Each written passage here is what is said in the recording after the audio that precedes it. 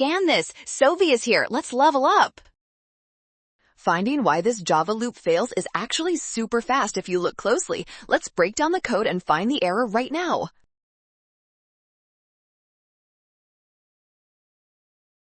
The loop condition says k must be less than the array length, so on the very last iteration, k will equal the length of the array minus 1. Watch this closely.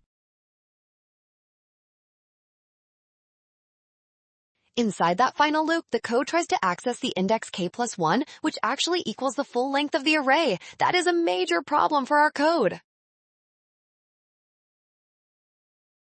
Since valid indices only go up to length minus 1, this causes an array index out of bounds exception. That makes option E our final winner for this tricky problem.